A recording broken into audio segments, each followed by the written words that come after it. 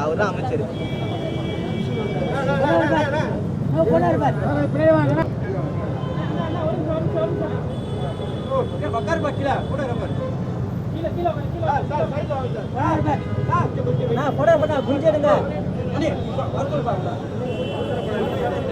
Camera back ஆயிட்டா நீ.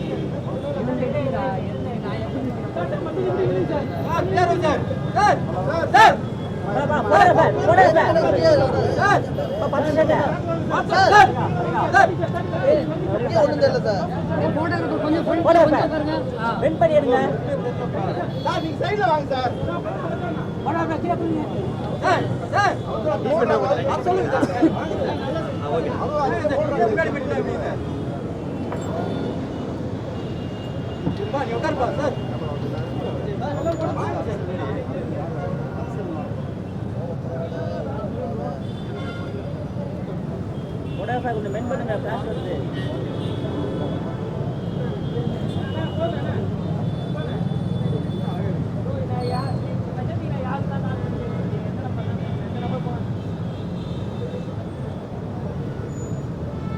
ஆப்ல போன வர மாட்டேது.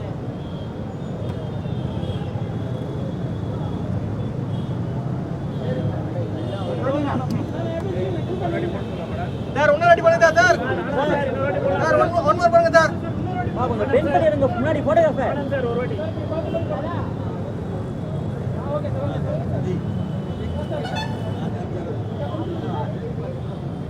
ஓடா பா கீழ உட்காருங்க.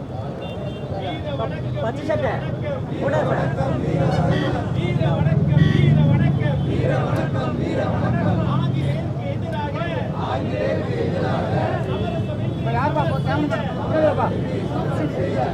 யாரு? வீர வணக்கம் வீர வணக்கம் வீர வணக்கம் வீர வணக்கம் வீர வணக்கம் வீர வணக்கம். சுதந்திர போராட்ட வீரரா போராட்ட வீரரா வீர சின்ன வணக்கி வீர சின்ன வணக்கி வீர வணக்கம் வீர வணக்கம் வீர வணக்கம் வீர வணக்கம் சின்னமலை ஐயாக்கு வீர வணக்கம் சின்னமலை ஐயாக்கு நிறைய குரூப் போட்டா சார்.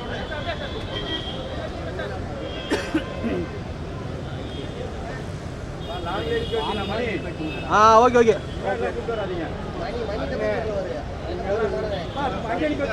கம்மிப்பா எனக்கு ஏற்ற மாதிரி வைங்க. Ready sir.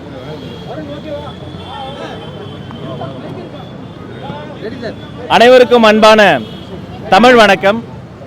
இன்றைய தினம் வீர வணக்கம் செலுத்தி ஒரு மாபெரும் சுதந்திர போராட்ட வீரனை வணங்குகிறோம். சிவன்மலைக்கும் சென்னிமலைக்கும் இடையிலே ஒரு சின்னமலை இருக்கிறான் என்று வெள்ளையர்களுக்கு உணர்த்திய மாவீரன், அந்த ஏகாதிபத்தியத்திற்கு எதிராக களமாடிய சுத்தமான ஒரு தீரன், எங்களுடைய பெருமதிப்பிற்குரிய ஐயா தீரன் சின்னமலை ஐயா அவர்களினுடைய நினைவை போற்றுகிறோம். அவருக்கு மலர் தூவி மரியாதை செய்வதற்காக மாண்புமிகு அமைச்சர் பெருமக்களும் கழக கண்மணிகளும் அத்தனை பேரும் ஒன்றாக வணங்கி நிற்கிறோம். அவரினுடைய நினைவுகளை நெஞ்சில் ஏந்துகிறோம். இதான் கேள்வி வந்தா கேள்வி.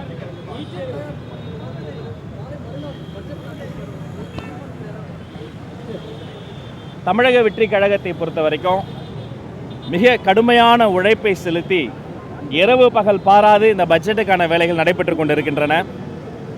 ஊர் மெச்சும் வகையில், உலகம் வியந்து பார்க்கும் வகையில் சிறப்பானது ஒரு நிதிநிலை அறிக்கை தயாராகி கொண்டிருக்கிறது. அது மட்டுமல்ல, எங்களுடைய மதிப்பிற்குரிய சட்டமன்ற உறுப்பினர்களும் மாண்புமிகு அமைச்சர் பெருமக்களும் அவர்களினுடைய துறை சார்ந்து, தொகுதி சார்ந்து, நலன் சார்ந்து தீவிரமாக அதற்கான பணிகள் நடைபெற்று கொண்டிருக்கின்றன. வெகு விரைவில் அதை நீங்கள் மன்றத்தில் பார்க்க முடியும்.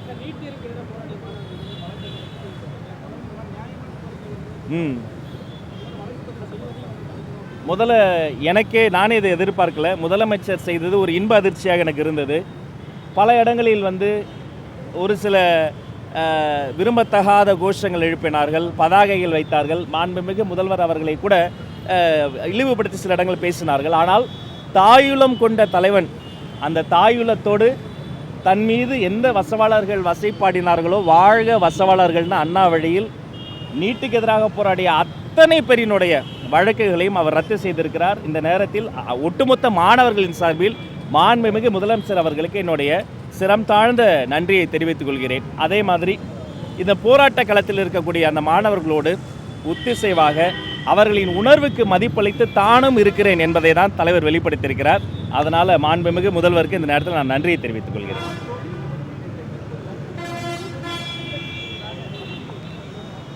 அது என்னன்னாங்க, திட்டமிட்டு மாண்புமிகு அமைச்சர் கீர்த்தனா அவர்களின் மீது வன்மத்தோடு பொய் பரப்புரை செய்யப்படுகிறது.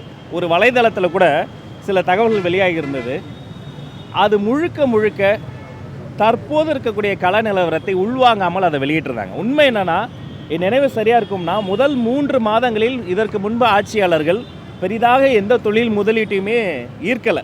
ஆனால் மாண்புமிகு அமைச்சர் கீர்த்தனா அவர்களின் தலைமையில் அந்த துறை முதல் 3 மாதங்களே மிகப்பெரிய முதலீடுகளை ஈர்த்திருக்கிறாங்க.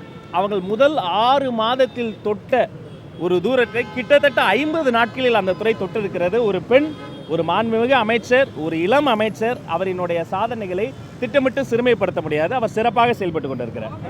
சீமான் அவர்கள் பேசும்போது நடிகர் கூட்டத்திற்கு பின்னால் போகிற கூட்டம்னு சொல்லி பேசியிருக்காரு. நடிகருக்கும் தலைவருக்கும் வித்தியாசம் கூட்டம்னு சொல்லியிருக்காரு.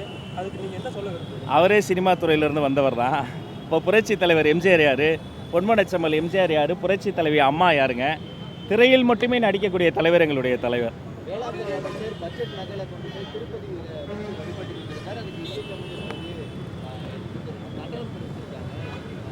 இதற்கு முன்பு அண்ணாரி வலயத்தில் அல்ல, கலைஞர் ஐயாவினுடைய அந்த ஒரு சமாதியிலேயே வைத்து அவர்கள் வழிபட்டு வந்தாங்க. இது அவருடைய ஒரு தனிப்பட்ட ஒரு இறை நம்பிக்கையை நாம் அப்படி விமர்சனம் பண்ண முடியாது. இதற்கு முன்பு இது மாதிரி நடந்திருக்கிறது. இந்த பட்ஜெட்டுக்கு பின்பு கல்வித்துறையில் என்னென்ன மாதிரியான மாற்றங்கள் நீங்கள் எதிர்பார்க்கணும்? அரசு பள்ளியை பொறுத்த வரைக்குங்க, தற்போது இருக்கக்கூடிய அந்த இன்ஃப்ராஸ்ட்ரக்சரை மேம்படுத்தணும். கல்வித்துறையை நாம் 3ஆக பிரித்து பார்க்கிறோம். அதில் இருக்கக்கூடிய சிக்கல்களை: 1 மாணவர்கள், 2 ஆசிரியர்கள், 3 பள்ளிக்கூடங்கள்.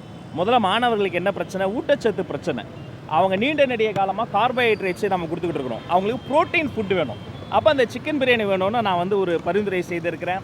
நல்ல பாதுகாப்பு வேணும். அதற்கு நல்ல சீருடை வேணும், தரமான சீருடை வேணும். இப்போ எங்கள் அண்ணனுங்க, எங்கள் அப்பாங்க காலத்தில் இவங்கெல்லாம் இருக்கிறாங்க. அவங்க காலத்திலேருந்து இப்போ என்னுடைய காலம் வரைக்கும் அது ஒரு போர் அடிக்கக்கூடிய, பாதுகாப்பை முழுமையாக உறுதிப்படுத்தாத ஒரு சீருடையாக இன்னும் மேம்படுத்தணும். அந்த சீருடையினுடைய பட்டன் போடுற டைப்பாக இருக்குது. யோசிச்சு பாருங்கள், ஒரு ஸ்கர்ட்டை போட்டுக்கிட்டு என்னுடைய மாணவி சறுக்கு மரத்தில் விளையாடுறது சுலபமாக இருக்குமா? ஒரு ஜெர்சி போட்டு, ஒரு ஸ்போர்ட்ஸுக்கான டிஷர்ட்டையும் பேண்ட்டையும் ஷூவையும் போட்டு சறுக்கு விளையாடல ஒரு மாணவி விளையாட முடியுமா? அப்போ காலத்துக்கு ஏற்ற போல சிறிய மரம். இந்த மாணவர்கள் நலன் சார்ந்த பிரச்சனைகள் ஒரு பக்கம். இன்னொரு பக்கம் ஆசிரியர்கள் நீண்ட நெடிய காலமாக பாவங்க 18 வருஷம் 20 வருஷம் போராடுறவங்களாம் இருக்கிறாங்க. என்கிட்ட மனு தராங்க. எனக்கு வேதனையாக இருக்குது. என்னங்க 20 வருஷமாக இந்த பிரச்சனை தீரலைன்னு கேட்கும்போது தீர்க்க யாருமே முன் வரல. அப்போ அந்த ஆல் யூனிட் மீட்டிங் வச்சு அதெல்லாம் நான் ஆவணப்படுத்தியிருக்கிறேன். 3வது இன்ஃப்ராஸ்ட்ரக்சர், பள்ளிக்கூடங்கள். அங்கே கழிப்பறைகள் கட்டி கொடுக்குறோம், ஆனால் அது மெயின்டெனன்ஸ் பண்ணுறதுக்கு ஆளே கிடையாது. அங்கே வகுப்பறைகள் கட்டி தராங்க, ஆனால் உலகத்துக்கு ஏற்ற மாதிரி ஸ்மார்ட்டாக மாறல. அப்போ இந்த 3ஐயும் அடுத்தடுத்து வரக்கூடிய இடங்களில், அடுத்தடுத்து வரக்கூடிய மாதங்களில் பகுப்பாய்வு செய்து சீராய்வு செய்து மேம்படுத்தணும். குறிப்பாக மாணவர்களுக்கு மருத்துவ பரிசோதனையில் நாங்கள் முன்னெடுக்க போகிறோம். ஒரு டென்டல் செக்அப் பண்ணுகிற போது அந்த குழந்தைக்கு பல் எப்படி இருக்குது, சொத்த பல் இருக்கான்னு தெரியும். அந்த குழந்தை வேறு ஏதாவது போதைப் பொருளை பயன்படுத்தினா அதோடைய செடிமெண்ட்டில் தெரியும். பாக்கைக்கு யாராவது இன்ஃப்ளூயன்ஸில் குழந்தைக்கு கொடுத்துருந்தாங்கன்னா அதோடைய அந்த வாசத்தில் தெரியும். கஷ்டமாக ரொம்ப மோசமான அந்த சப்ஸ்டன்ஸ்லாம் யூஸ் பண்ணியிருந்தா கூட அதோடைய செடிமெண்ட்ஸில் கண்டுபிடிச்சிட முடியும். அப்போ பீரியாடிக்கலான அந்த மருத்துவ பரிசோதனை மூலமாக நான் குழந்தைய ஒரு விக்டிமாக தான் பார்ப்பேன். தவறான பாதையில் ஒரு குழந்தை போகிறான், வன்முறையின் பாதையில் போகிறான்னா அவனை நான் வில்லனைஸ் பண்ண மாட்டேன். யாரும் இன்ஃப்ளூயன்ஸ் பண்ணி இப்படி பண்ணுறாங்க. அப்போ அந்த குழந்தைகளுக்கான மருத்துவ பரிசோதனை, உளவியல் பரிசோதனையும் முன்னெடுப்பதற்கான முயற்சிகள் தொடங்க. உளவியல் பரிசோதனை பற்றி மாணவர்களுக்கு சொல்லுங்கள். அதற்கு என்ன வகையான இது எடுத்துங்க? ஏன்னா நிறைய சைக்காலஜிஸ்ட்டை வெஸ்டர்ன் கண்ட்ரீஸில் ஸ்கூல்ஸில் டிப்ளாய் பண்ணுறாங்க. அது மாதிரியான டிப்ளாய்மெண்ட் இங்கே தமிழ்நாட்டில் இருக்குமா? அரசு பள்ளியை பொறுத்த வரைக்கும் எதுவுமே கமிட்டிஸ் கூடி தான் முடிவெடுக்க முடியும். இப்போ பாடத்திட்டத்தில் ஆர்டிஃபிஷியல் இன்டெலிஜென்ஸ் கொண்டு வரணும். அதை ஆர்டிஃபிஷியல் இன்டெலிஜென்ஸ் அறிமுகத்தை தாண்டி ப்ராம்ப்ட் இன்ஜினியரிங் கொண்டு வரணுங்கிறது என்னுடைய சிந்தனையாக இருந்தாலும் அதற்கு 30 பேர் கொண்ட குழு அமைத்து ஓய்வு பெற்ற நம்முடைய விஞ்ஞானி மதிப்பிற்குரிய ஐயா நம்மளுடைய மயில்சாமி அண்ணாதுரை அவரை சேர்மனாக கொண்டு கல்வியாளர்கள்லாம் கொண்டு அப்படி தான் கொண்டு வரணும். இப்போ தனியார் பள்ளியில் ஒரு விஷயம் பண்ணுறாங்கன்னா அவங்க உடனே பண்ணணும். ஆனால் அரசு பள்ளிகள் முறைப்படி தான் செய்ய முடியும். அப்போ அந்த உளவியல் ஆலோசனை என்பது திட்டமிடப்பட்டு நன்கு ஒரு கமிட்டி ஃபார்ம் பண்ணிட்டு யார் துறை சார்ந்த நிபுணர்களோ அந்த துறை சார் நிபுணர்களை வைத்து செயல்படுத்தப்படும். ஆமாம் ஆமாம் ஆமாம் முதல்வர் சார்பாக நானே போகிறேன். நாடாளுமன்றத்தினுடைய புலி வைகோ அவர்கள், அவர் மதிமுகவுக்கு மட்டுமல்ல அரசியல் உலகத்துக்கே பெரிய பீஷ்மர்.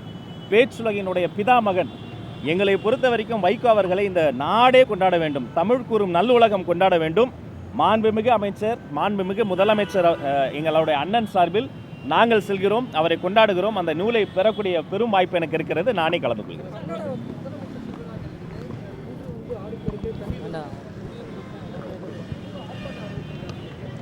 இயற்கைக்கு நன்றி. நம்ம நன்றாக மழை பொழிந்து காவிரி பெருக்கெடுத்து தமிழ்நாட்டை தொட்டு கொண்டிருக்கிறது. இந்த நேரத்தில் பலரும் பல விஷயங்களை திட்டமிட்டிருந்தாலும் கூட மனிதர்களை வீழ்த்தி இயற்கை வென்றுவிட்டது. இயற்கைக்கு இந்த நேரத்தில் நன்றி. அப்போ நம்ம என்ன தெரிஞ்சுக்கணும்னா, எப்படிப்பட்ட பிரச்சனையும் இயற்கையாக அந்த மழைப்பொழிவு மூலமாக எப்படி சரியாகிறதோ, இந்த மழைப்பொழிவை அதிகப்படுத்தக்கூடிய காலநிலை மாற்றத்தை உள்வாங்கிய செயல் திட்டங்களை கொண்டு வரணுங்கிறத இந்த நேரத்தில் நம்ம புரிஞ்சுக்கணும். நன்றி.